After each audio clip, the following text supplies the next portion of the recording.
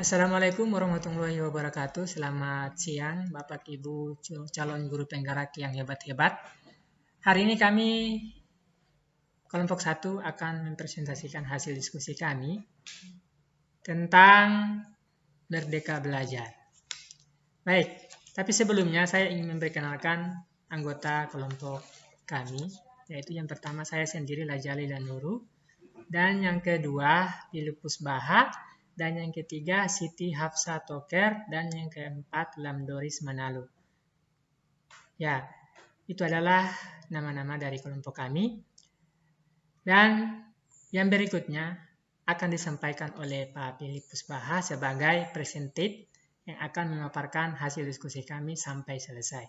Baik, selamat mengikuti. Waktu dan tempat kami persilakan kepada Bapak Filipus Baha.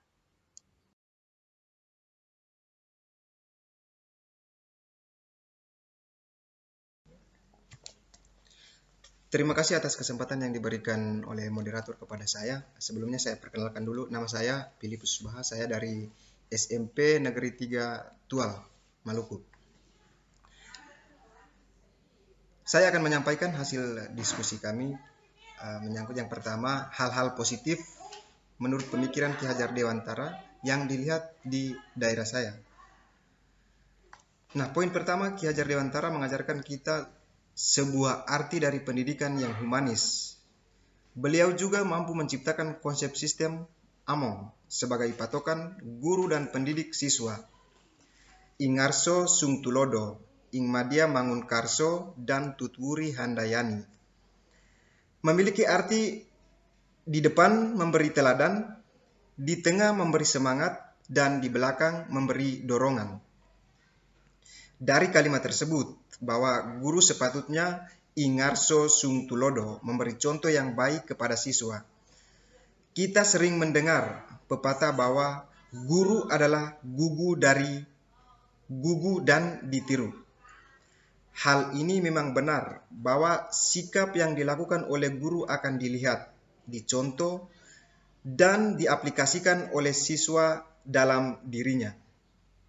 Bahkan dalam kurikulum 2013, guru wajib menjadi teladan bagi peserta didik dalam menghayati dan mengamalkan perilaku jujur, disiplin, tanggung jawab, peduli, atau gotong royong, kerjasama, toleran, damai, santun, reseptif, dan proaktif, dan menunjukkan sikap sebagai bagian dari solusi atas berbagai permasalahan dalam berinteraksi secara efektif dengan lingkungan sosial dan alam, serta dalam menempatkan diri sebagai cerminan bangsa dalam pergaulan dunia.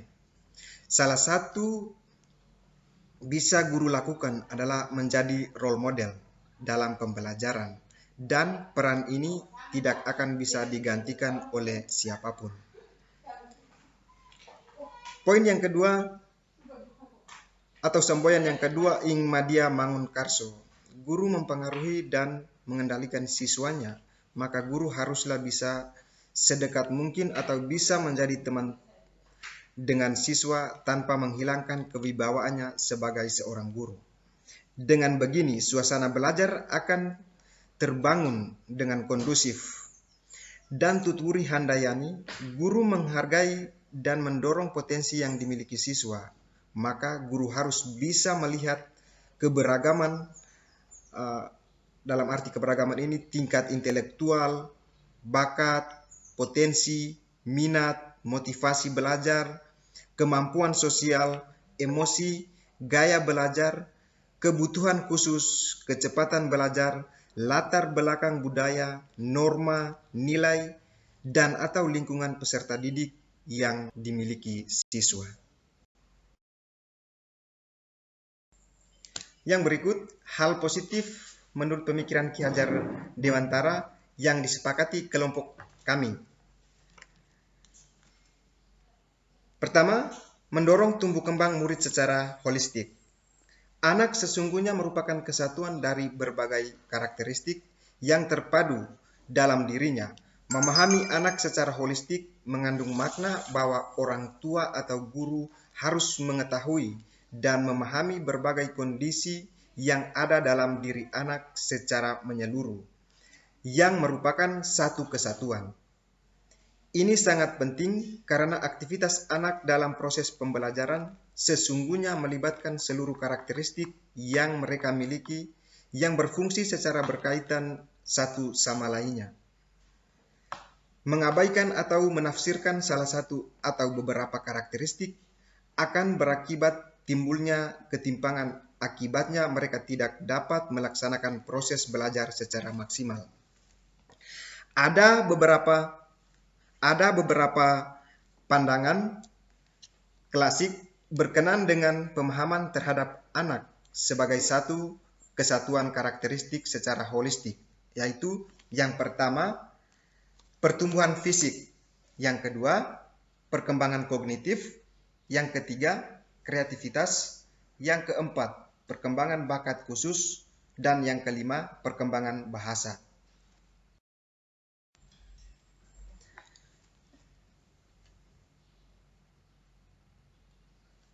Profil Pancasila menurut kesepakatan kelompok kami, yaitu kami memilih profil Pancasila tentang kreatif.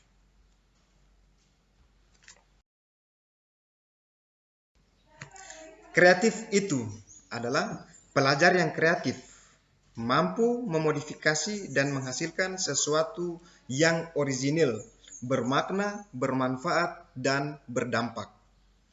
Arti dari kreatif adalah kreativitas sebuah bentuk pembelajaran yang merupakan bagian vital dari pengembangan kognisi yang dapat membantu menjelaskan dan menginterpretasikan konsep-konsep abstrak dengan melibatkan keterampilan keingintahuan. Juga kemampuan untuk menemukan eksplorasi, pencarian, kepastian, dan antusiasme, yang semuanya merupakan kualitas-kualitas yang sangat besar yang terdapat pada anak. Aspek-aspek ini dapat diperkuat dengan memberikan penguasaan teknis dan visi yang lebih luas kepada anak sehingga kreativitas dapat menginformasikan berbagai pembelajaran lainnya.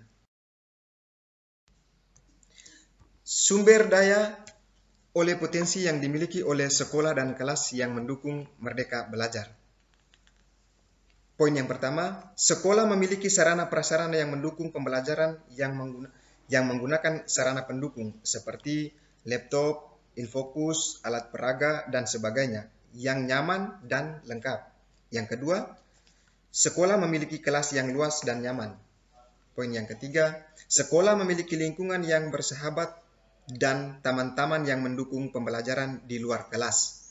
Dan yang keempat, guru yang kreatif dan berperilaku yang baik dan sebagai contoh atau panutan yang baik. Ini adalah kerangka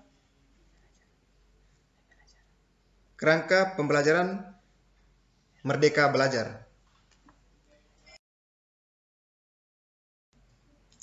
Kerangka Merdeka Belajar yang pertama adalah tujuan.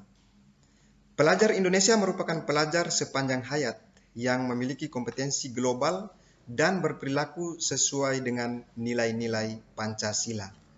Yang kedua, profil belajar Pancasila, yaitu kreatif. Sudah saya bahas dari awal tadi. Kreatif adalah sebuah bentuk pembelajaran yang merupakan bagian vital dari pengembangan kognisi yang dapat membantu menjelaskan dan menginterpretasikan konsep-konsep abstrak dengan melibatkan keterampilan keingintahuan. Juga kemampuan untuk menemukan, eksplorasi, pencarian, kepastian, dan antusiasme yang semuanya merupakan kualitas-kualitas yang sangat besar yang sangat terdapat pada anak. Aspek-aspek ini dapat diperkuat dengan memberikan penguasaan teknis dan visi yang lebih luas kepada anak sehingga kreativitas dapat menginformasikan berbagai pembelajaran lainnya. Indikator ketercapaian merdeka belajar di antaranya 1. Dapat memahami konsep pendidikan yang kreatif dengan hal-hal yang nyata dan yang ada sekitar kita. 2. Mampu memodifikasi sesuatu yang orisinil, yang bisa mendukung pembelajaran yang efektif dan kreativitasnya baik. 3. Mampu menghasilkan sesuatu yang bermakna dan bermanfaat. 4. Mampu menghasilkan atau menciptakan sesuatu yang berdampak oleh seluruh siswa. Yang berikutnya, elaborasi hingga pelaksanaan konkret di sekolah dan kelas. Apa yang dilakukan untuk mencapai profil belajar Pancasila? Dalam hal ini yang kami ambil tadi dari kelompok kami memilih tentang kreatif. Poin 1 yang harus dilakukan untuk mencapai profil Pancasila kreatif, yaitu kita sebagai pengajar harus mempunyai kemampuan dan keterampilan yang lancar atau mengalir terus, keterampilan yang luas, keterampilan yang asli atau orisinil, keterampilan yang merinci, serta keterampilan yang mengevaluasi. Kami memilih profil Pancasila tentang kreatif karena dalam proses pembelajaran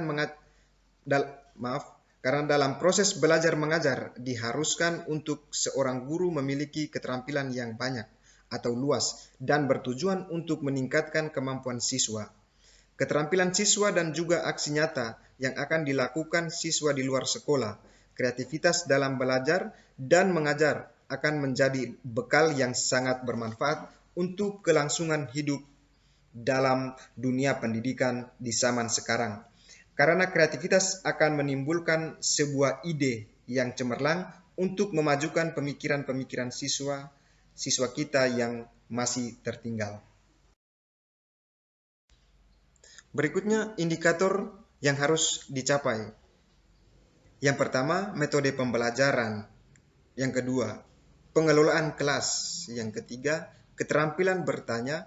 Yang keempat, pelafalan individual. Yang kelima, sumber belajar dan alat bantu pembelajaran. Yang keenam, umpan balik dan evaluasi. Yang ketujuh, komunikasi dan interaksi. Yang kedelapan, keterlibatan siswa.